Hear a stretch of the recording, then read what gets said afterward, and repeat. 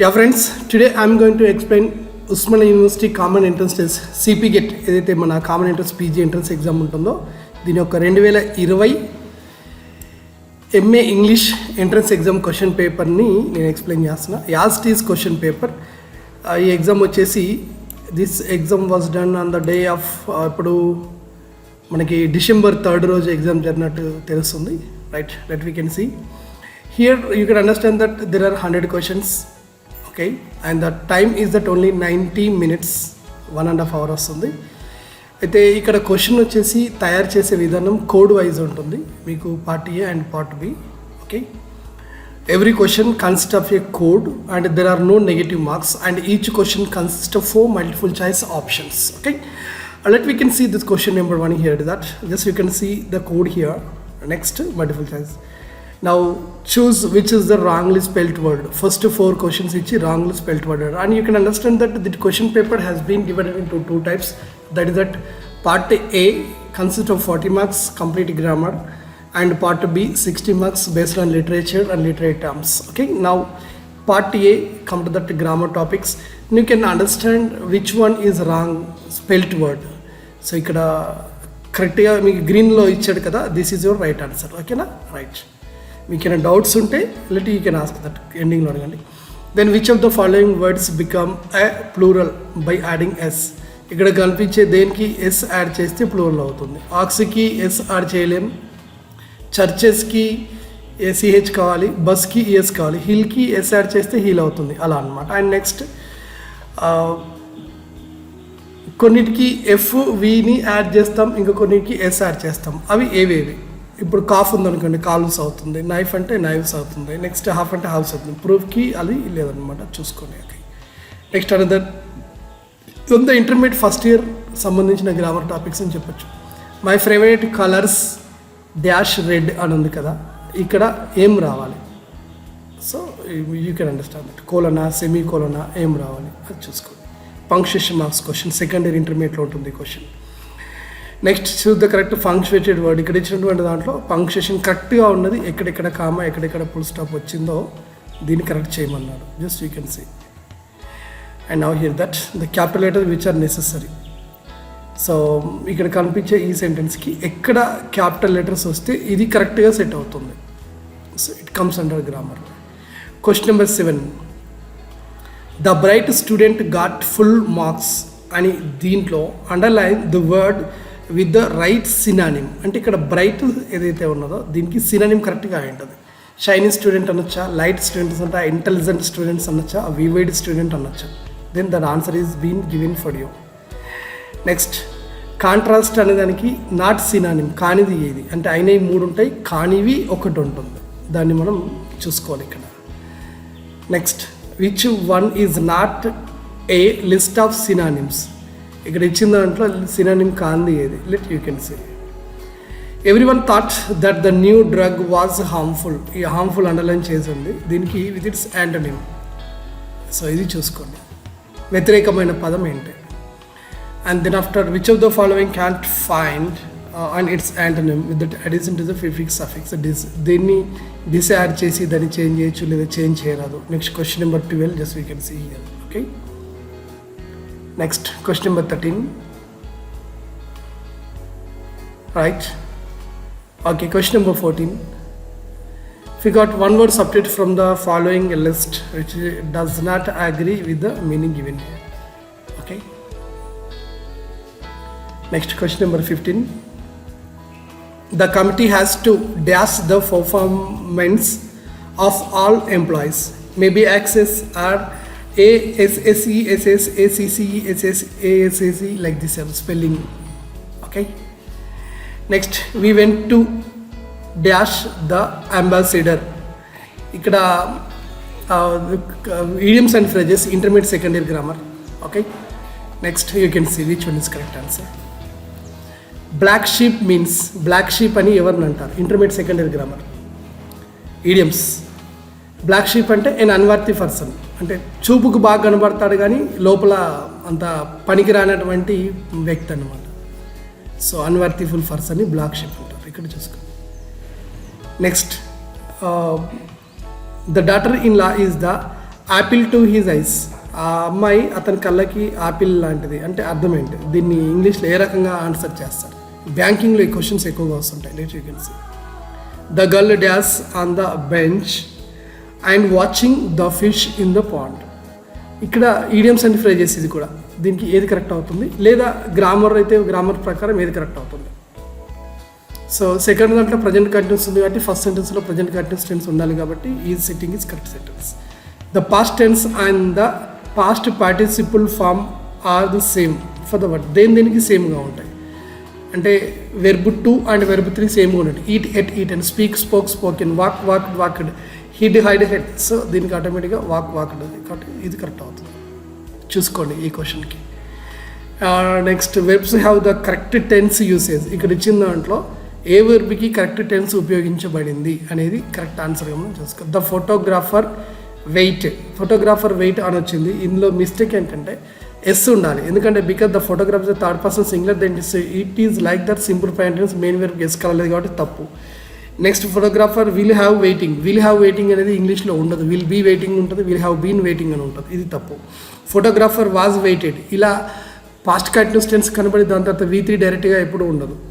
ఓకేనా. Next the photographer has been waiting present perfect continuous tense, ఇది correct answer. Next he will have completed he's అని ఇచ్చేసాడు. He will have completed అనే దీన్ని ఇది ఏ టెన్స్ అని క్వశ్చన్ అడిగాడు మనకి. ఇక్కడ find out the tense. Subject plus will plus have plus V3. So ఇది ఏ టెన్స్ అవుతుంది? Future perfect tense. ఫ్యూచర్లో తీసుకుంటే simple future subject will shall V1 object, future continuous subject will be shall be plus V1 plus ing plus object, future perfect tense subject will shall V3 plus object, future perfect continuous tense subject will shall have been plus V1 plus ing plus object. కాబట్టి third correct అవుతుంది. Next our adult life is fashion dash. ఇక్కడ prepositions which one is correct? ఇంతొందు ఎగ్జామ్లలో ఒకటి ఇచ్చాడు, ఈ మధ్య జరిగే ఎగ్జామ్ 2-3 ఇస్తున్నాడు. Question number 24 which of the following is not collocate. So collocations అని ఉంటాయి కొన్ని, ఇవి 9th క్లాస్లో ఉంటుంది గ్రామర్. కాలకేషన్స్ అంటే కోలొకేటెడ్ వర్డ్స్.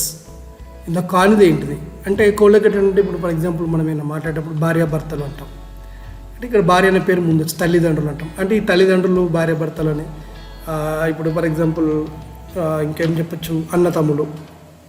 ఇప్పుడు భార్యాభర్తలు అనే దీన్ని ఆలు మగలు అనుకుని అంటారు, కానీ భార్యని మగడు అనేటువంటి వర్డ్ వాడరు, ఎందుకంటే దీనికి అది సూట్ అవ్వదు కాబట్టి. తల్లిదండ్రులు అంటారు, అమ్మ నాన్నలు అంటారు, అమ్మ తండ్రి అని అన్నారు, అమ్మకి నాన్ననే వాడతారు. అంటే అలాంటి కోలొకేటెడ్ వర్డ్స్ ఇంగ్లీష్లో ఇక్కడ ఉంటాయి. Let you can see prepositions uses which one is correct or which one is wrong. Okay. Next question number 26 the following of that mistake in the subject verb అగ్రిమెంట్లో తప్పు ఉంది ఏది? సబ్జెక్ట్ వెర్బ్ అగ్రిమెంట్ అంటే almost అంత గ్రామర్ని చూసుకోవాలి. Next few dash the reasons of that. ఇక్కడ మళ్ళీ టెన్సెస్ క్వశ్చన్ ఇది. Okay. Next question number 28 just you can see. Okay. Next which of the underline modal verbs అంటే క్యాన్ కుడ్ ఇలాంటివి is used to indicate past హ్యాబిట్ని చెప్పేది ఏది? Past హ్యాబిట్ని ఎప్పుడైనా ఇంగ్లీష్లో యూజ్డ్ టు వాడతారు, అది కరెక్ట్ ఆన్సర్గా చూసుకోవాలి. Next question 30 I will see eternity when I look at nature. దీనికి ఏమన్నాడు? మోడల్ ఫామ్ ని ఏబిలిటీ చెప్పేది ఎక్కడ ఉంది? సో చూసుకోవాలి. అంటే ఈ క్వశ్చన్ పేపర్ ఆల్మోస్ట్ కొంచెం బ్యాంకింగ్ దగ్గరగా ఉంది. At too difficult. మనకి సీట్ రావాలంటే ఖచ్చితంగా గ్రామర్ పైన మంచి గ్రిప్ అయితే ఉండాలి. Students write assignments at the end of each week. దీనికి సంబంధించినటువంటి పాజిటివ్ ఫామ్ ఏంటో ఇది చూసుకోండి క్వశ్చన్ ట్యాగ్ బేస్లో. Next change into active voice అన్నాడు. Question number 32 the food needs to be cooked అన్నాడు కాబట్టి దీనికి ప్యాసివ్ వాయిస్ ఏమొస్తుంది? ఓకేనా. సో ప్యాసివ్ వాయిస్ అంటే ఇక్కడ ఆబ్జెక్ట్ లేదు కాబట్టి someone needs to cook the food. దీనికి యాక్టివ్, ప్యాసివ్ నుండి యాక్టివ్ నుండి ప్యాసివ్ మారిస్తే అలా వస్తుంది. డైరెక్ట్ ఇండైరెక్ట్ స్పీచ్ ఆర్ ఎక్కడైతే తప్పు ఉందో దాన్ని మనం గుర్తుపట్టడం. International oceanographic programmes are based on the extensive research. So తప్పు ఎక్కడ ఉంది? సో ఇక్కడ క్వశ్చన్ నెంబర్ 3లో ఎందుకు చూసుకోండి. ఓకేనా. Next question number 35 Hamlet wanted to take revenge for his father's death ఎక్కడ ఉంది మిస్టేక్ చూసుకోవాలి. నెక్స్ట్ కరెక్షన్ చేయడం అనమాట. I am thinking that I will succeed in the examination. So తప్పు ఎక్కడ ఉంది? ఐ ఆమ్ థింకింగ్ అనే కాకుండా ఐ థింక్ అంటారు. బికాజ్ ఎప్పుడైతే ఐ విల్ ఈ సింపుల్ ఫ్యూచర్ టెన్స్ ఉందో దానికి ప్రజెంట్ కంటిన్యూస్ టెన్స్ కాకుండా సింపుల్ టెన్స్ వాడడం కొన్ని రూల్స్ రెగ్యులేషన్స్ ఇవి. 38 క్వశ్చన్, ఇది కూడా correction of sentences. 39 question you can see. Next come to that question number 40. ఇక నుండి 40 క్వశ్చన్స్ వరకు grammar. 41 question part B. Okay, ఇక్కడ వచ్చేసి లిటరేచర్ ఎక్కువగా ఉంటుంది. రైట్. సో క్వశ్చన్కి సంబంధించిన ఆన్సర్ని పర్ఫెక్ట్గా వెతికి ఆన్సర్ చేయాలి. Okay, mystery flavour about the life and actions of ఎవరు దేనికి సంబంధించి చెప్తుంటాయి. ఓకేనా. Plays with personified abstract model values were call, వాటిని ఏమంటారు? మొరాలిటీ ప్లేస్ అంటారు. ఓకేనా. నెక్స్ట్ చూసుకోండి, జస్ట్ వీ కెన్ సీ 2020లో జరిగినటువంటి CP get PG entrance exam paper ఇది. తెలంగాణ రాష్ట్రంలో 7 యూనివర్సిటీలకు కలిపి జరిగిన ఒకే ఒక entrance exam question paper. Next neoclassicism was an age which imitated the literature of. నియోక్లాసిజం ఎప్పటి నుండి ఉంటుంది? గ్రీక్స్ అండ్ రోమన్స్ కదా. Which of the following literary figure belongs to the pre romantic transmission figure, దేనికి సంబంధించింది? నెక్స్ట్ ఈ క్వశ్చన్కి చూసుకోండి. 51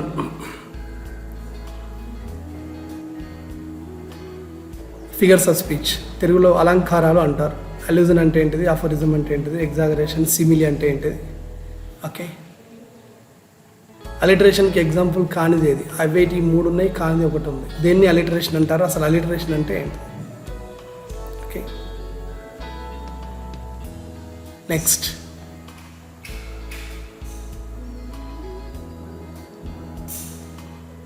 okay question number 55.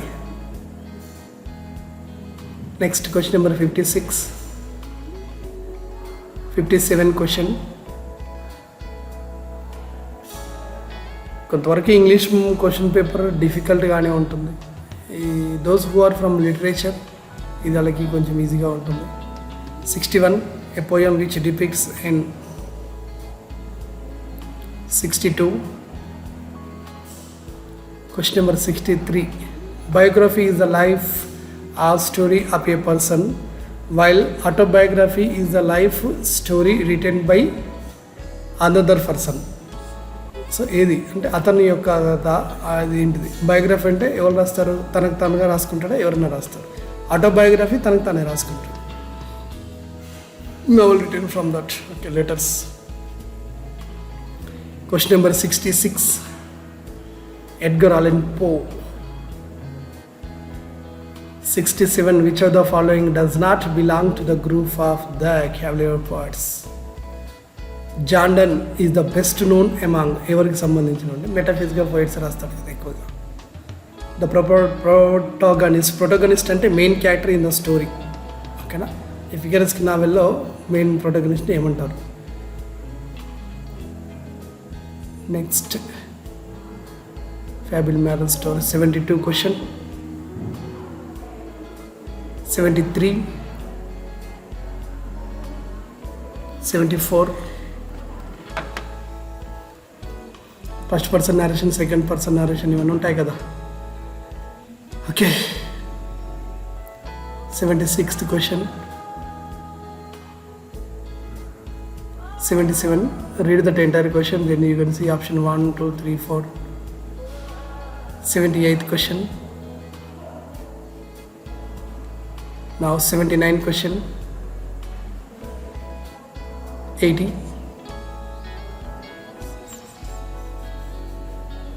81. So the correct authors of the following literary classics: Pride and Prejudice, your Jane Austen, Elizabeth, Jane Austen kada. Next literary classic, To Kill a Mockingbird. Books and authors. Choose the correct author of the following literary classic. Animal Farm రాసింది ఎవరు? George Orwell.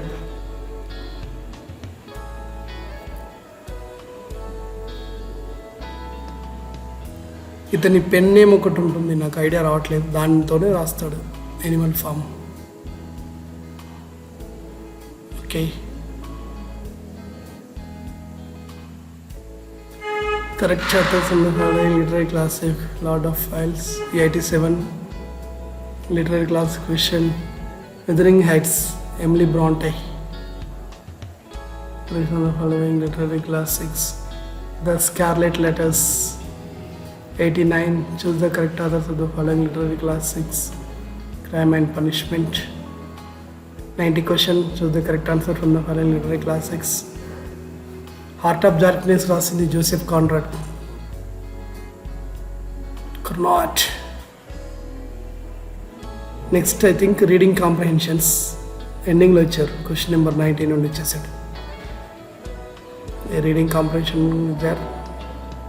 Next question number 1, 2, 3, 4 చాలా change చేశాడు. Model paper has been changed a lot. 90 మళ్ళీ ఒక poem ఇచ్చేసాడు, read the following poem.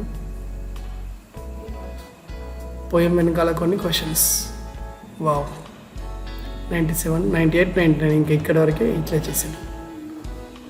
ఓవరాల్గా 50 marks, grammar 40 తీసుకొని 2 పారాగ్రాఫ్లు, prose ఒకటి, పోయిటరీ ఒకటి తీసుకున్నాడు. 50 మార్క్స్ ఇది, 50 మార్క్స్ లిటరేచర్ కూడా చాలా తగ్గించి ఇచ్చాడు. గతంలో అయితే కాకతీయ యూనివర్సిటీకి 15 మార్కుల గ్రామర్ ఉండేది, ఉస్మానియా యూనివర్సిటీకి ఎక్కువ ఉంటుండే. కామన్ ఎంట్రన్స్ ఎగ్జామ్లో లిటరేచర్ కొంచెం తగ్గి గ్రామర్ ఎక్కువగా పెరిగిందని చెప్పొచ్చు.